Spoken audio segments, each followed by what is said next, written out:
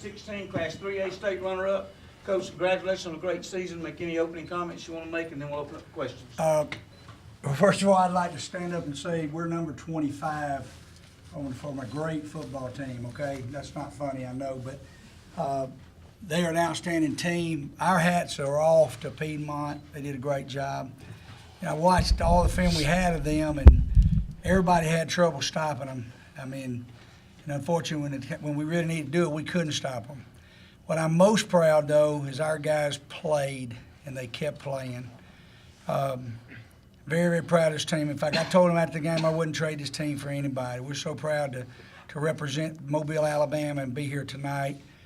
Certainly, we had hoped the outcome would be different, but they did a great job. They really did. Questions for coach or players? Coach, do you want to go ahead and kind of address, I guess, how it feels to play in your first, or going for your first AHSAA state? Yeah, well, I would tell you, this is one of the most special events. I've known Steve Savarese a long time, and the guys that are here. I got a chance to see Mr. Dan Washburn before the game, and it is an honor to represent AHSAA in this event. For me personally, you know, when we met back in the summer with the seniors, one of our seniors said, "Hey, look, Coach, we want to play 15 games." I thought they had lost their mind. I really did. I thought it was a deal where, you know, it wasn't going to be a good goal. But by George, they proved me. I never doubted them again. But no, it was very sweet. It was very sweet. Having played at T.R. Miller High School in Bruton, and you know, to be able to play in a championship and coach in a championship game is pretty awesome. Ronnie, talk about your impressions of their quarterback.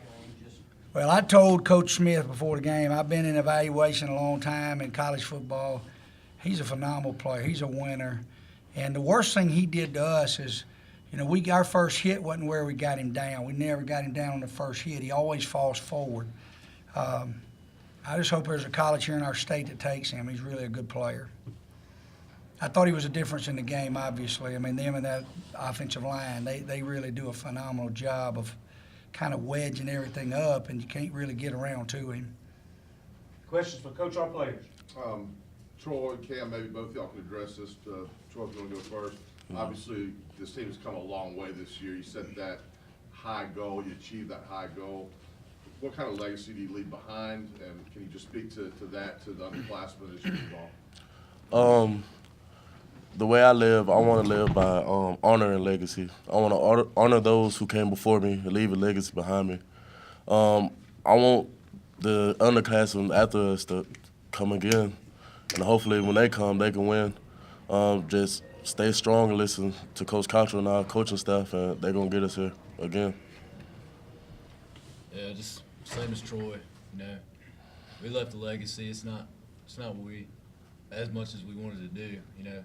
We set out the goal to achieve 15 weeks. We just didn't do a great job of finishing, but I hope to see them at Bryant-Denny next year. So. Other questions, players or coach?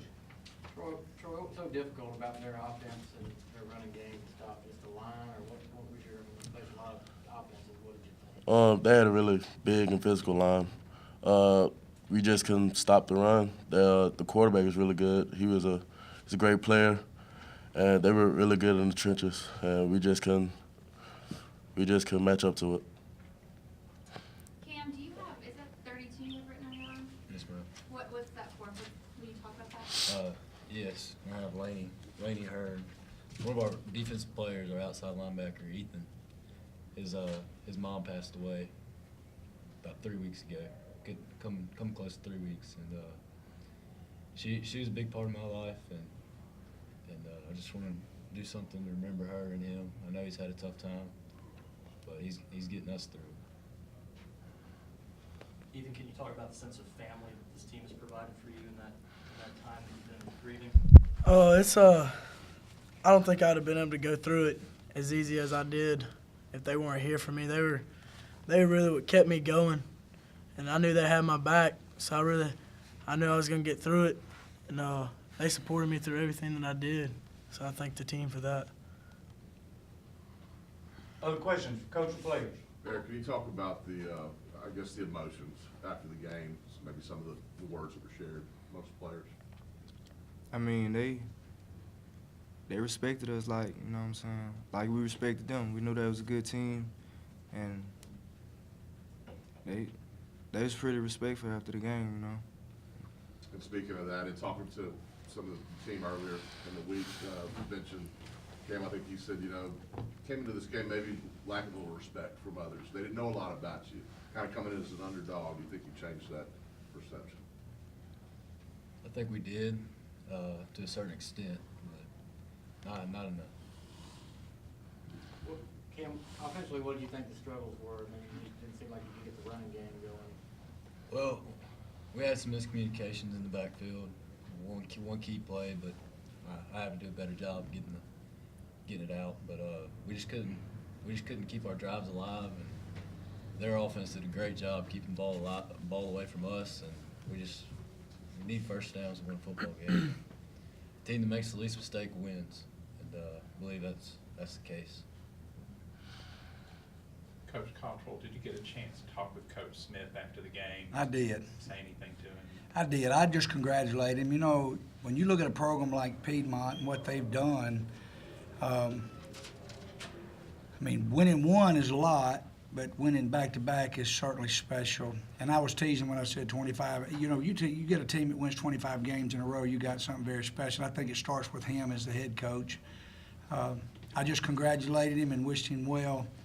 I just told him that we just could not really find the quarterback, and that wedge of blockers were, I mean, there would be a wedge of guys, and he'd be behind them, and our guys would pick one way, and he'd go the other. It was, we had just talked about him mostly, about his future, and I do hope he has a bright future. I do want to point out that we're extremely honored that Troy's going to be representing us in college as well. He has committed to Arizona, and their school's still recruiting him.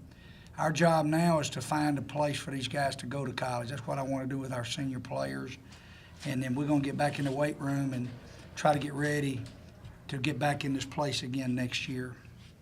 Troy, would you mind speaking kind of about that future? I know, like Coach said, you are committed to Arizona, but you took a visit to Alabama recently. So what's that whole process been like? The recruiting process is fun. You make new friends. You're talking to coaches daily. You just have to love it. If you don't love it, it's stressful. Committing to Arizona was a big thing. I committed before the season so I could focus on the season so we can go 15 weeks. I'm glad we went 15 weeks, so I'm honored to be here. And I know me and my seniors, my team is, and I hope they can come back next year. Coach, listen, congratulations on a truly great season. And, Thank you, Ron. I just want to congratulate both of you. I hope everybody here noticed Thank what you. a classy finish when both teams met across the field. That was beautiful. Thank you. Thank y'all. Guys, these are your drinks.